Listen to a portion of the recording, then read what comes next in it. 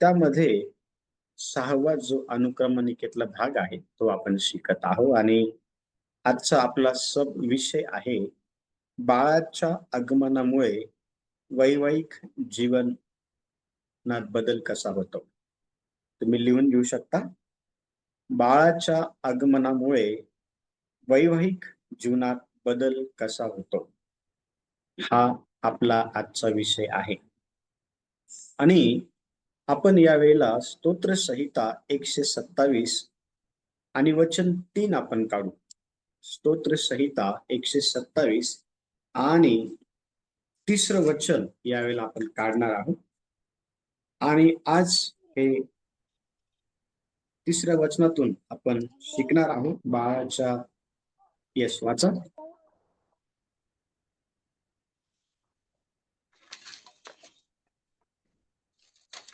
पहा, संतती ही परमेश्वराने दिलेले धन आहे, मोठे फळ त्याची देणगी आहे. Very good. आता ह्या वचनामध्ये आपण पाहतो की संतती हे परमेश्वराने दिलेलं धन आहे. संतती परमेश्वराने दिलेलं काय आहे? धन आहे.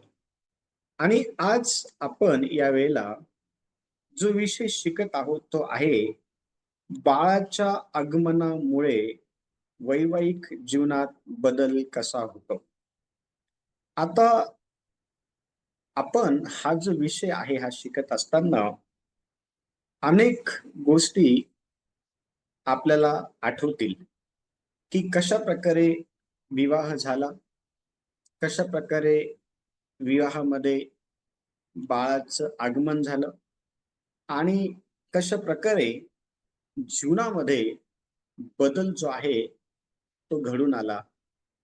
हे आपल्याला हा विषय शिकत असताना कदाचित आपल्या ज्या आठवणी आहेत त्या ताज्या होतील. कदाचित आपला जो अनुभव आहे, ज्या अनुभवातून आपण गेलेलो आहे त्यावरती परत एकदा आपल्याला परत एकदा उजळा त्या गोष्टींचा होईल परत एकदा. आणि अनेक वेळा आपण पाहतो की बाळाच्या बाळाच्या आगमनामुळे वैवाहिक जीवनामध्ये खूप बदल होतो. खूप म्हणजे खूप बदल होतो. आणि हा जो बदल आहे तो कशा प्रकारे होतो हा आज आपण काय करणार आहोत, शिकून घेणार आहोत. आणि त्यासाठी आपण पवित्र शास्त्राच्या भरोशालायक तत्वाची काय केलेले आहे, आपण यावेळेला भरोशालायक तत्वे जे आहे पवित्र शास्त्राची त्याचा आपण हे सर्व विषय शिकण्यासाठी उपयोग करत आहोत. आणि आपण स्तोत्र संहिता 127 त्याचं 3 आपण वाचलं तर त्या ठिकाणी तिसऱ्या वचनामध्ये असं म्हटलेलं आहे की पहा, संतती हे परमेश्वराने दिलेलं काय आहे? धन आहे. काही लिखाण काम आपण करणार आहोत आणि हळूवारपणे आपण हा मुद्दा लिहून घेऊ आणि त्यानंतर ह्या मुद्द्यावरती आपण जे आहे ते डिस्कस करणार आहोत. बाळाचा जन्म हा एका जोडप्यासाठी बाळाचा जन्म हा एका जोडप्यासाठी अत्यंत आनंदाचा प्रसंग असतो. बाळाचा जन्म हा एका जोडप्यासाठी अत्यंत आनंदाचा प्रसंग असतो. पण त्यासोबत त्यांच्यावर एक मोठी जबाबदारीही येते. पण त्यासोबत त्यांच्यावर एक मोठी जबाबदारीही येते. नव्यानेच आई-वडील झाल्यामुळे बाळाची काळजी घेण्यात तुमचा किती वेळ नव्यानेच आई-वडील झाल्यामुळे बाळाची काळजी घेण्यात तुमचा किती वेळ खर्च होतो आणि किती श्रम घ्यावे लागतात हे पाहून तुम्ही स्वतःच चकित व्हाल. इथपर्यंत लिहिलं सर्वांनी?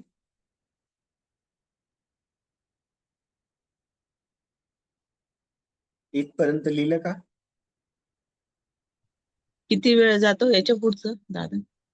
ओके, किती वेळ खर्च होतो, किती वेळ खर्च होतो आणि किती श्रम घ्यावे लागतात, हे पाहून तुम्ही स्वतः चकित व्हाल. हे पाहून तुम्ही स्वतः चकित व्हाल. आता लक्ष द्या, आपला जो मेन विषय आहे तो आहे बाळाच्या आगमनामुळे वैवाहिक जीवनामध्ये कसा बदल होतो, यावरती आज आपण काय करत आहोत, देवाच्या वचनावरती वचन घेऊन आपण शिकत आहोत. आणि वचनामध्ये अतिशय स्पष्ट लिहिलेलं आहे की परमेश्वरच आहे जो आपल्याला संतती देत असतो. परमेश्वरच आहे जो आपल्याला स्वतंत्र इच्छा देत असतो. परमेश्वरच आहे जो आपल्याला वैवाहिक जीवनामध्ये घेऊन येतो. परमेश्वरच आहे जो आपल्याला कौटुंबिक जीवनामध्ये घेऊन येतो. आणि परमेश्वरच आहे जो आपल्याला संतती देतो. चर्च, आता ज्या वेळेला जोडप्यांच्या जीवनामध्ये एका नवीन पाहुण्याची एंट्री होती, ज्या वेळेला बाळाचा जन्म होतो, त्यावेळेला त्या जोडप्यांच्या जीवनामधला तो खूप मोठा आनंदाचा प्रसंग असतो. बरोबर का नाही चर्च? ज्या वेळेला लेकरू जे आहे ते जन्माला येतं, त्यावेळेला खूप जो आनंद आहे तो त्या जोडप्यांना होत असतो. पण देवाचं वचन सांगतं की ह्या आनंदाबरोबरच तुमच्यावरती एक फार मोठी जबाबदारी आलेली आहे. बाळाच्या आगमनामुळे कशा प्रकारे वैवाहिक जीवनामध्ये बदल होतो हे आपण काय करत आहोत, शिकत आहोत. आणि ज्या वेळेला बाळाचा जन्म हा होतो एखाद्या कुटुंबामध्ये, त्यावेळेला त्या कुटुंबातील सर्व लोकांकरता तो खूप मोठा आनंदाचा असा प्रसंग असतो.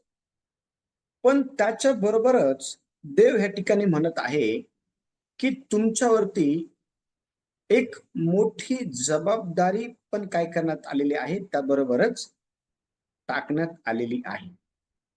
आणि आता ह्या ठिकाणी आपण पाहतो की ही जी जबाबदारी आहे, ह्या जबाबदारीमुळं आता वैवाहिक जीवनामध्ये अनेक जे बदल आहे ते होताना आपल्याला पाहायला भेटतात.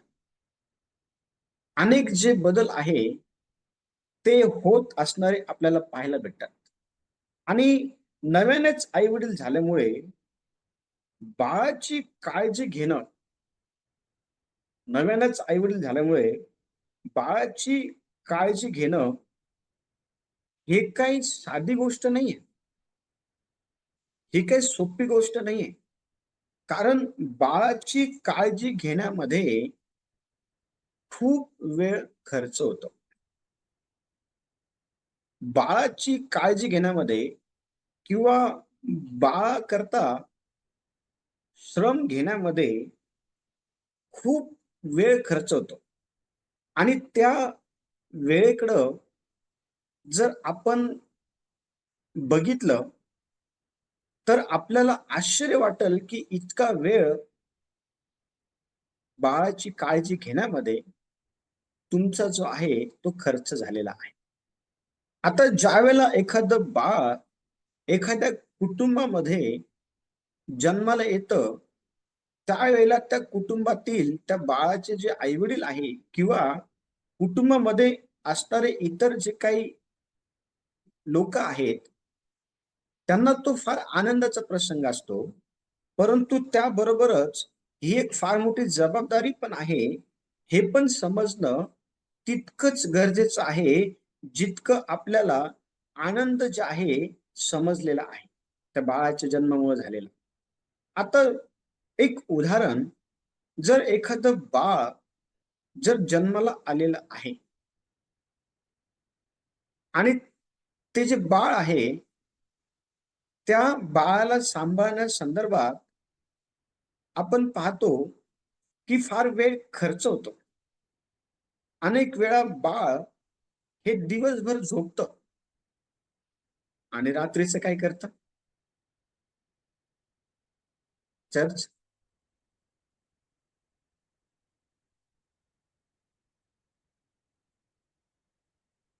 कोणाला सांगते? बाळ दिवसभर झोपतं आणि रड रात्रीचं काय रडतो, करतं? त्रास होतो. रडतो, रडतच त्रास. राहतं. रडतो, त्रास हो, देतो. बरोबर का नाही? हो. कधी कधी ते बाळ भूक लागती, त्यावेळेला मग तुम्ही विचार करा की आई एकदम गाढ झोपेमध्ये आहे आणि बाळ रडतं, त्याला भूक लागते आणि मग त्याला त्या रात्रीच्या वेळेला दूध पाजावं लागतं. किंवा बाळ हे सांगून जे आहे ते सुशी करत नाही. सांगून करतं का? लहान बाळ जे आहे ते, लहान बाळ हे लहान असल्या कारणामुळं त्याच्याकडे फार लक्ष द्यावं लागतं. आणि ही जी जबाबदारी आहे, आता ह्या जबाबदारीला व्यवस्थितपणे हाताळण्याकरता त्या ठिकाणी खरी जी कसरत आहे ती त्या ठिकाणी त्या आई वडिलांची आहे. आणि पहा, आपण ह्या गोष्टी याकरता शिकत आहोत की आपल्या जीवनामध्ये आपल्याला ह्या गोष्टी समजाव्या की कशा प्रकारे टप्प्याटप्प्याने आपल्या वैवाहिक जीवनामध्ये, कौटुंबिक जीवनामध्ये, पारिवारिक जीवनामध्ये हे बदल हे घडून येत असतात. हे समजावं यासाठी आपण हा विषय काय करत आहोत, शिकत आहोत. आणि यामध्ये तुम्ही परिपक्व बनून इतरांना परिपक्व बनावं अशी देवाची काय आहे तुमच्याकडनं अपेक्षा आहे, इच्छा आहे. आणि म्हणून आपण पाहतो की श्रम हे कोणते कोणते श्रम घ्यावे लागतात एक एक करून. तुम्हाला काय वाटतं की ज्यावेळेस बाळ जन्माला येतं त्यावेळेला खूप मोठा आनंद होतो. त्या आनंदामध्ये आपण एकमेकांना फोन करतो. त्या आनंदामध्ये आपण एकमेकांना जे आहे ते भेटी देतो. त्या आनंदामध्ये आपले नातेवाईक आपल्याला बघण्यासाठी, आपल्या बाळाला बघण्यासाठी येतात. त्या आनंदामध्ये आपण पाहतो की आपण पेढे वाटतो, जिलेबी वाटतो त्या आनंदामध्ये. आणि तो एक वेगळाच आनंद असतो आपल्या जीवनामध्ये. एक वेगळाच आनंद असतो. आणि परंतु या आनंदाबरोबरच आपल्यावरती एक मोठी जबाबदारी पण टाकण्यात आलेली आहे. आणि ती जबाबदारी आपल्यावरती कुठून टाकण्यात आलेली आहे? कुणाकडनं टाकण्यात आली ती जबाबदारी? देवाकडून, परमेश्वराकडून. देवाकडून, परमेश्वराकडून. Very good. कारण संतती हे परमेश्वर देत असतो. आता देवाने ही एक मोठी जबाबदारी त्या आई वडिलांवरती टाकलेली आहे. तर आता मला हे सांगायचं आहे तुम्हाला, हे तुम्हाला मला विचारायचं आहे की बाळाची काळजी घेणं म्हणजे नेमकं काय आहे त्या ठिकाणी? तुम्हाला काय वाटतं की बाळाची काळजी घेणं म्हणजे नेमकं काय करावं लागतं त्या ठिकाणी? एखाद्या बाळाच्या आईला किंवा बाळाच्या वडिलांना किंवा बाळाच्या आजीला किंवा बाळाच्या आजोबाला किंवा कुटुंबामध्ये जे कॅरेक्टर आहे त्यांना नेमकी काय करावं काय लागतं त्या बाळाला घेऊन? बाळाला घेऊन कोणतं श्रम करावं लागतं? एक एक करून. वेळेवर तेल मालिश करणं, अंघोळ करणं. हो. एक एक वेळेवरती त्याची मालिश करून देणं, वेळेवरती त्याची अंघोळ घालणं. आणखीन दुसरं कोणी नवीन?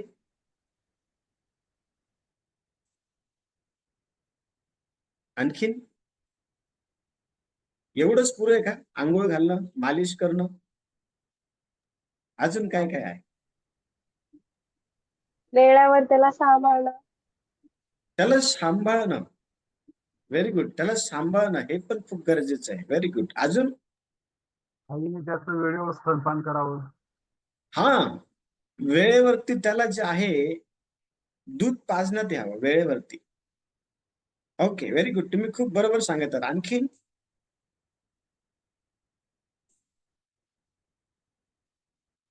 आणखीन काय आहे? लंगोट चेंज करणं त्याचे टायमावर. हा, व्हेरी गुड. Very good. त्याने जर शी सू केलेली आहे तर मग ते चेंज केलं पाहिजे, बरोबर का नाही? आणि बाळ सांगतं का आई आता लवकर ये, ते शी केलेली आहे, सू केलेली आहे, आता ते बदल, असं सांगतं का बाळ?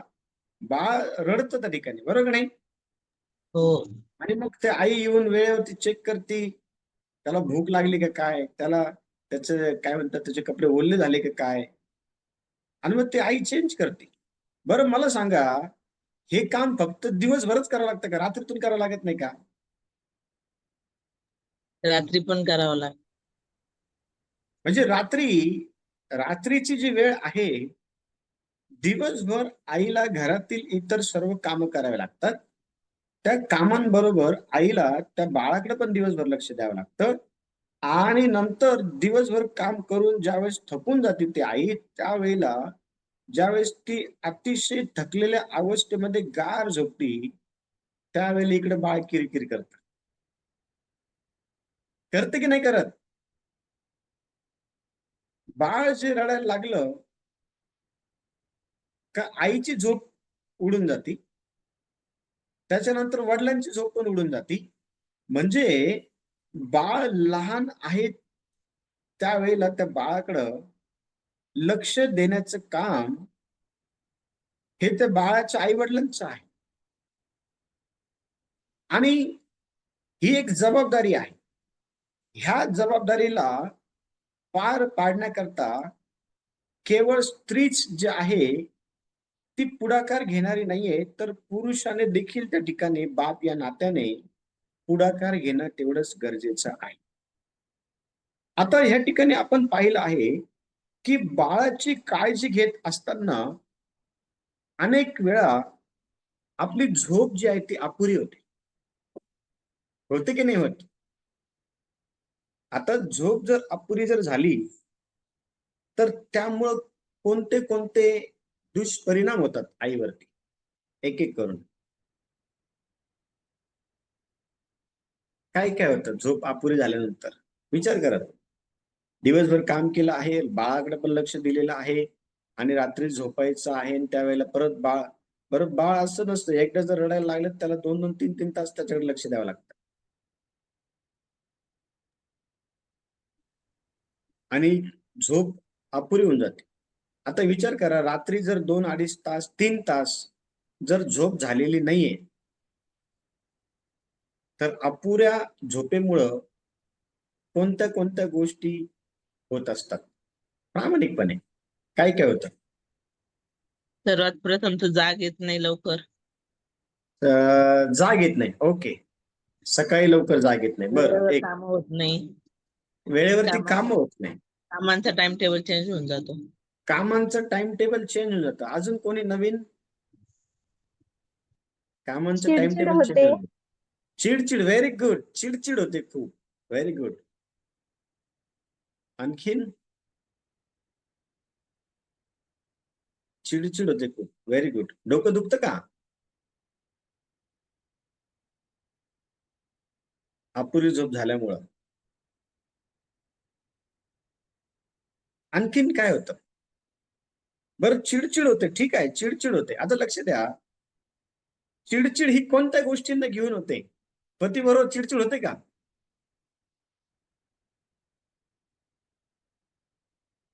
वेळेवर डब्बा जर नाही झाला तर पती चिडचिड करतो का पत्नीच्या मागं? वेळेवरती काम जर नाही झाले तर सासू सुनेच्या मागे चिडचिड करते का? हो. हा, करते की नाही करत? हो.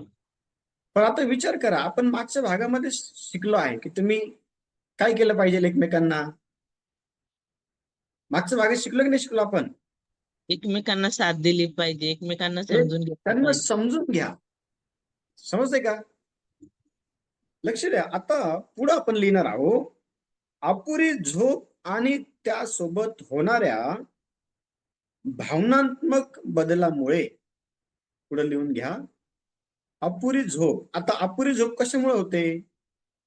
बाळाकडं अति जास्त लक्ष द्यावं लागत असल्या कारणामुळं आपली झोप अपुरी होते. समजतंय का? आता तुम्ही सर्व ज्या गोष्टी सांगितल्या एक एक करून, त्या त्या कराव्या लागतात, पण अनेक गोष्टी आहेत त्यामध्ये. आणि ह्या सर्व गोष्टी करत असताना त्या ठिकाणी आईची जी झोप आहे किंवा वडिलांची जी झोप आहे ती अपुरी होऊन जाते. म्हणजे तुम्ही बघा, लेकरू जर खूप रडायला लागलं आणि आईकडनं पण शांत होत नाहीये, तर अशा वेळेला बापाला झोप लागत नाही आणि तो बाप पण उठतो आणि त्या बायकोला विचारतो, अरे काय प्रॉब्लेम काय आहे बाळाचा, हे रडत काय?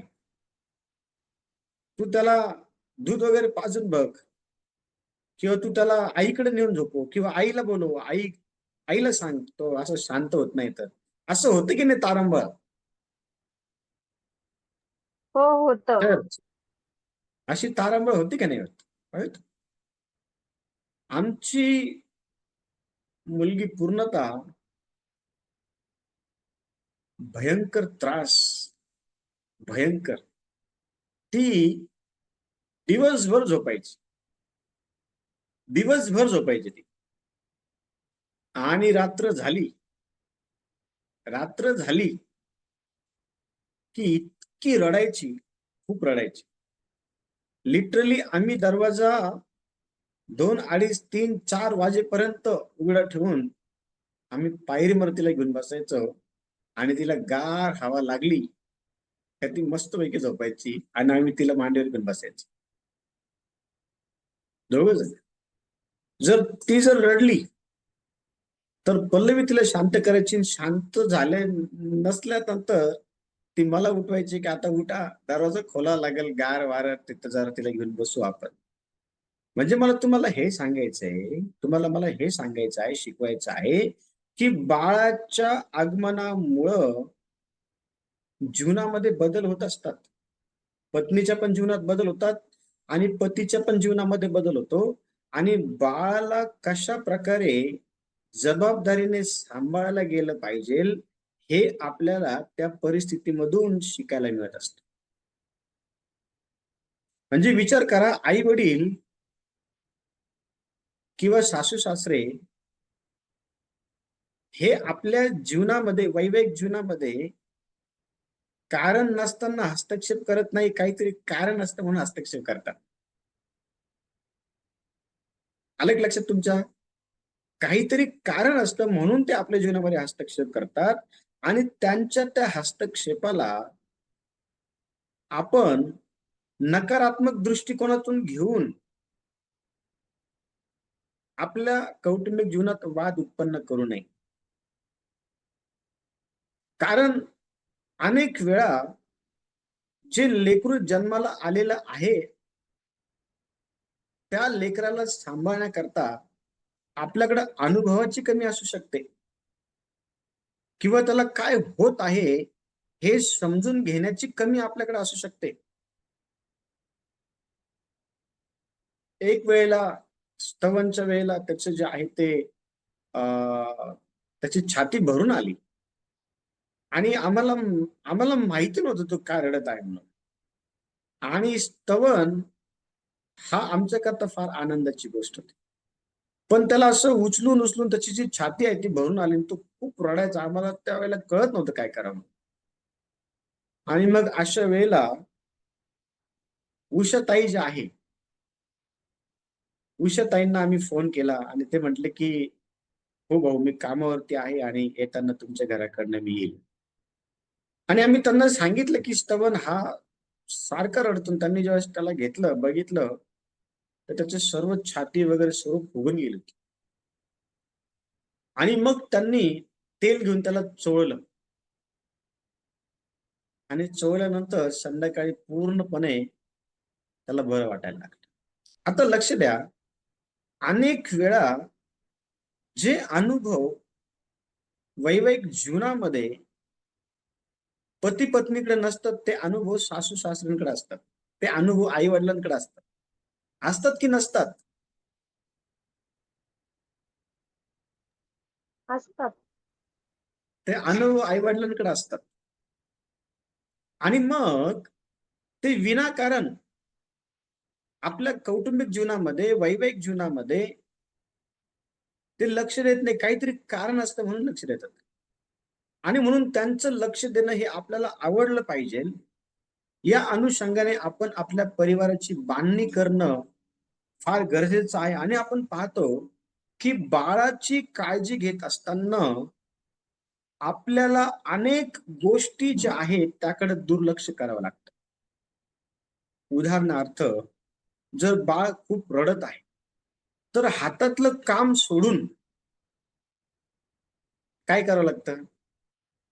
चर्च त्याच्याकडे लक्ष द्यावं. त्याच्याकडे लक्ष द्यावं लागतं. त्याला त्याला घेऊन बसावंच लागतं.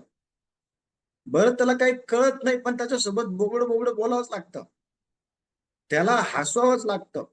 त्याला कडेवर घेऊन त्याला बाहेर किंवा गॅलरीमध्ये किंवा घरामध्ये त्याला फिरवावंच लागतं. त्याला काही टीव्हीतलं कळत नाही पण त्याला तो टीव्ही दाखवावाच लागतो. हे बघ, हे बघ, हे बघ. काहीतरी त्याच्या समोर वाजवावंच लागतं अशासाठी की तो शांत बसावा. किंवा त्याला नादी लावावं लागतं किंवा त्याला झोपवावं लागतं. म्हणजे विचार करा की बाळाला सांभाळणं आणि एकीकडनं घरातले कामं करणं, एकीकडे घरातले कामं करणं आणि एकीकडे बाळाची जबाबदारी पार पाडणं, हा काही सोपा भाग नाही. म्हणजे तुमचं तुमचं विवाह झाला, विवाहानंतर तुम्ही नवीन कुटुंबामध्ये प्रवेश केला आणि आता तुम्ही नवीन कुटुंबाची सुरुवात केली असताना देवाने तुम्हाला सुंदरसं लेकरू दिलं. आता लक्ष द्या, खऱ्या अर्थाने तुमच्यावर जी जबाबदारी पडली आहे ना, आता तुम्हाला कळतं की आई वडील हा भाग काय आहे. आता तुम्हाला खऱ्या अर्थाने कळू लागतं की आई वडील हा भाग काय आहे.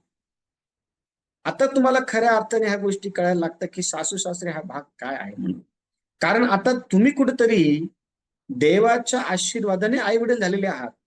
तर आता तुम्हाला जी कसरत करावी लागत आहे त्या बाळाच्या जबाबदारी संदर्भात ना, आता ती जबाबदारी पार पाडण्याकरता लक्ष द्या, अनेक गोष्टींचा तुम्हाला त्या ठिकाणी त्याग करावा लागतो. अनेक गोष्टींचा. आणि त्यामध्ये पहिली गोष्ट काय माहिती का? तुमची झोप अपुरी होती. लिहून घ्या. अपुरी झोप आणि त्यासोबत होणाऱ्या अपुरी झोप आणि त्यासोबत होणाऱ्या भावनात्मक बदलामुळे तुमच्या नातेसंबंधात ताण निर्माण होऊ शकतो. आणि ताण खरंच निर्माण होतो. तुम्ही बघा, बाळ जर चिडचिड करायला लागलं आणि पती जर गाढ झोपेत आहे आणि तरी पण ते बाळ शांत बसत नाही, अशा वेळेला पती झोपेतून उठतो आणि कुणावर रागवतो? बाळावर का पत्नीवर? कुणावर रागवतो बाळ? पती कोणावर रागवतो? जर बाळ जर किरकिर करत आहे, रडत आहे रात्रीच्या वेळेला, रात्री दिवसभर काम केलं आणि मस्तपैकी पती झोपलेला आहे, तर अशा वेळेला पती झोपेतून उठल्यानंतर काय करतो? रागवत पत्नीवरच नाही का? राग होतो. पत्नीला पत्नीला पत्नीवर ओरडत नाही का? म्हणजे विचार करा, एकीकडे बाळाला शांत करायचंय, एकीकडं अर्ध्या झोपेतून उठायचंय आणि एकीकडं नवऱ्याचं पण बोलणं ऐकायचंय. म्हणजे भावनात्मक काय माहिती का? भावनात्मक पण बदल होऊन जातो.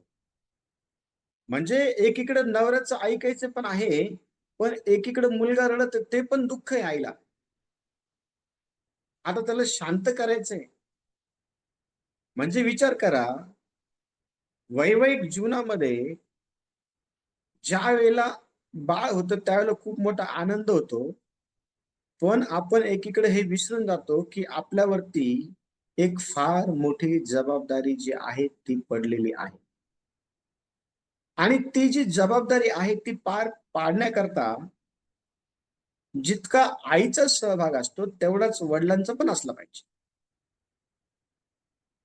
तेवढंच वडिलांचं देखील असलं पाहिजे. तेव्हा लक्ष द्या, तुमच्या नातेसंबंधामध्ये भावनात्मक बदल होतोच होतो. कारण अनेक वेळा आपण पाहतो की सर्वात महत्वाची व्यक्ती विवाह झाल्यानंतर ह्या पृथ्वीवरती पत्नी करता कोण आहे? पती. पती आहे. आणि पती करता कोण आहे? पत्नी. पत्नी आहे. पण आता ह्या दोघांमध्ये एक एक एंट्री झाली कुणाची? बाळाची. बाळाची एंट्री झाली. आता तुम्ही बघा, आता बाळाची एंट्री झाली असल्या कारणामुळं अर्ध्यापेक्षा जास्त वेळ हा बाळाकडे लक्ष देण्याकरता निघून जातो. आणि पतीकडं आपण पाहतो की थोडं दुर्लक्षित भाग होतो, बरोबर का नाही? चर्च. आणि पती जर म्हटलं वेळेवर डब्बा नाही दिला तर पत्नी म्हणते त्याची मालिश करायची. पती म्हणतो वेळेवरती चहा नाही दिला, पत्नी म्हणते तो उठला होता. पती म्हणतो वेळेवरती तू काहीच काम करत नाही, पत्नी म्हणती त्याचे कपडे लते धुवायचे. हे सर्व होतं की नाही होत? चर्च. अशा गोष्टी होतं. परिवारामध्ये होतं की नाही होत? या गोष्टी पती पत्नींमध्ये. म्हणजे विचार करा, ह्या ठिकाणी बदल हा भावनात्मक गोष्टींमध्ये पण झालेला आहे. आणि ह्यामुळं तणाव निर्माण होतो. ह्यामुळं काय निर्माण होतो? तणाव. कधी कधी पती पत्नीचेच वाद होऊन जातात. होतं की नाही होत? हो. कधी कधी पती पत्नीचे वाद होऊन जातात. पण ह्या सर्व गोष्टी व्यवस्थित हाताळण्याकरता कलसेकराच्या पुस्तकाच्या 3ऱ्या अध्यायाच्या 12व्या वचनामध्ये आपण पाहिलं होतं की तुमच्यामध्ये प्रीती, सहनशीलता, ममता, चांगुलपणा, करुणायुक्त हृदय असलं पाहिजे. त्यामुळं नातेसंबंध जे आहे ना त्यामध्ये दुरावा निर्माण होत नाही, वादविवाद जे आहेत ते त्या ठिकाणी होत नाही. तेव्हा आपण जर पाहतो ना, बाळाची काळजी घेण्यासाठी बाळाची काळजी घेण्यासाठी आणि आपले वैवाहिक जीवन टिकून ठेवण्यासाठी दोघांनाही तडजोड करावी लागते. करावी लागते की नाही करावी लागत? बाळाची काळजी घेण्यासाठी आणि वैवाहिक जीवन टिकून ठेवण्यासाठी दोघांनाही त्या ठिकाणी तडजोड करावी लागते. कारण वैवाहिक जीवनामध्ये जीवन जगत असताना बराचसा वेळ हा बाळाकडे लक्ष देण्यासाठी जो आहे तो निघून जात असतो. आणि बाळाकडे लक्ष देणे हे गरजेचं आहे, पण त्याच्याकडे लक्ष देत असताना घरातील इतर अनेक कामं राहून जातात. मग अशा वेळेला घरामध्ये एक समजदारीचं वातावरण असणं गरजेचं आहे. किंवा एक एक मदतीचं ना एक मदतीचं वातावरण असणं फार गरजेचं आहे. आणि असं जर असल तर तुमचं जे वैवाहिक जीवन आहे ते टिकून राहील. म्हणजे बाळाला सांभाळण्याचं काम फक्त बाळाच्या आईचंच नाहीये, तर त्यामध्ये वडिलांचा देखील तेवढाच काय असला पाहिजे, सहभाग असला पाहिजे बाळाला सांभाळण्यामध्ये. उदाहरणार्थ जर बाळ रडत आहे तर त्या बाळाकडं लक्ष देण्याचं काम जर बाळाचे वडील घरी आहेत तर ते त्यांचं आहे, अशासाठी की बाळाच्या आईला घरातली इतर कामं करता यावी. कारण घरामध्ये इतर पण सदस्य आहे हे समजून घ्या. किंवा घरामध्ये जरी तुम्ही तिघच जण आहेत पण त्या व्यतिरिक्त इतर पण कामं पडलेले आहेत आणि ह्या सर्व गोष्टी समजून उमजून व्हाव्या यासाठी तुम्हाला दोघांनाही तडजोड करावी लागल. आणि वैवाहिक जीवनामध्ये जर तडजोड करणारे तुम्ही जर असाल तर तुमचं वैवाहिक जीवन हे अतिशय सुखी झाल्याशिवाय राहणार नाही. तर उदाहरणार्थ ज्यावेळेस लेकरं लहान होते त्यावेळेला घरातली इतर जी कामं असायची ती पल्लवीला करण्यामध्ये मी बरीचशी मदत करायचो आणि हे असं झालं पाहिजे. पण वर्तमान समयामध्ये आपण पाहतो की वैवाहिक जीवनामध्ये ज्यावेळेस बाळाचं आगमन होतं त्यावेळेला सर्व कामं हे एकटं त्या बाळाच्या आईलाच करावं लागतं. मग त्याला सांभाळणं असेल, मग घरामध्ये इतर स्वयंपाक करणं असेल, झाडू मारणं असेल, जे काही काम असेल ते कामं वाटून घेतले जात नाही किंवा ते कामं तडजोड करून वैवाहिक जीवन टिकून ठेवण्यासाठी हातभार लावला जात नाही. आणि मग अशाने फार मोठे क्लॅशेस होतात, फार मोठे प्रॉब्लेम होतात. भांडणामध्ये त्याचं जे आहे ते स्वरूप होतं. आणि लक्ष द्या, काळजी घेण्यात वेळ खर्च होतो. पण कोणत्या कोणत्या गोष्टींमध्ये खर्च होतो माहितीये का? बाळ जे आहे ते दिवसभर झोपतं, पण रात्रभर ते काय करतं माहितीये का? खूप त्रास देतं. त्यामुळं आई-वडिलांची झोप पण होत नाही आणि आपण पाहतो की अर्ध्या झोपेतून ज्यावेळेला उठतं, ज्यावेळेला अर्ध्या झोपेतून आई उठते, त्यावेळेला आपण पाहतो की फार त्या ठिकाणी तणावाचा सामना करावा लागतो किंवा चिडचिड त्या ठिकाणी किंवा त्या ठिकाणी वादविवाद देखील आपण पाहतो की वादविवाद देखील त्या ठिकाणी होण्याच्या ज्या आहेत त्या शक्यता त्या ठिकाणी असतात. वादविवाद होण्याची देखील शक्यता त्या ठिकाणी ज्या असतात आणि म्हणून तडजोडी कराव्या लागतात. म्हणजे काय माहिती का? बाळाची काळजी आहे वडिलांनी ती घेतली पाहिजे. त्याला झोपवण्याच्या संदर्भात असेल किंवा त्याच्याबरोबर खेळणं किंवा त्याच्याबरोबर फिरणं किंवा त्याच्याबरोबर बोलणं किंवा इतर इतर ज्या काही गोष्टी आहेत त्या बाळाच्या वडिलांनी बाळासोबत केल्या पाहिजे. आणि लक्ष द्या, अशा प्रकारे जर तुमचं जर वैवाहिक जीवन असेल तर मग तुम्हाला तुमच्या वैवाहिक जीवनाला अतिशय सुंदरपणे आनंदात काय करता येईल, तुम्हाला ते घालवता येईल तुमचं वैवाहिक जीवन. आणि म्हणून बाळाच्या आगमनानंतर जीवनामध्ये बदल होतो. वैवाहिक जीवनामध्ये भावनात्मक बदल आपल्याला आपल्या जीवनामध्ये होतो. त्याच्यानंतर अनेक जबाबदारी आपल्यावरती ही पडत असते. फक्त आईवरतीच नाही तर वडिलांवरती देखील जबाबदारी जी आहे ती पडत असते. त्यानंतर आपण पाहतो की वैवाहिक जीवनामध्ये आपण एकमेकांना मदत मदत करायला शिकलं पाहिजे. ज्यावेळेस बाळाचं आगमन आपल्या परिवारामध्ये होतं त्यावेळेला. आणि असं जर जीवन जर तुमचं असेल तर लक्ष द्या, निश्चित अर्थाने तुमचं विवाह हा किंवा तुमचा परिवार हा अतिशय सुखी आणि अतिशय आनंदी जे आहे ते झाल्याशिवाय राहणार नाही. आणि म्हणून बाळाची जबाबदारी ही दोघांनी घ्यायची आहे. बाळाकडं दोघांनी लक्ष द्यायचं आहे. घरातली कामं दोघांनी करायची आहे. कोणत्या तरी एकालाच त्या ठिकाणी जे आहे ते काम करण्यासाठी तुम्ही तुम्ही त्याला सांगू नका. त्याच्याने त्याच्याने दुष्परिणाम होतात. त्याच्याने जे आहे ते ताण निर्माण होतात. त्याच्याने वादविवाद निर्माण होतात. त्याच्याने अनेक गोष्टींना फाटे फुटतात. आणि म्हणून दोघांनी मिळून जे आहे ते जबाबदारी स्वीकारली पाहिजे. दोघांनी मिळून जे आहे ते घरातली कामं जी आहेत ती केली पाहिजे आणि दोघांनी मिळून एकमेकांच्या भावनांचा रिस्पेक्ट केला पाहिजे. एकमेकांच्या नातेसंबंधाचा रिस्पेक्ट केला पाहिजे. दैव या वचनाच्या द्वारे सर्वांना आशीर्वाद देऊ.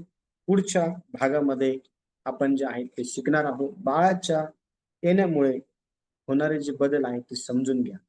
बाळाच्या येण्यामुळे होणारे जे बदल आहेत ते समजून घ्या. हा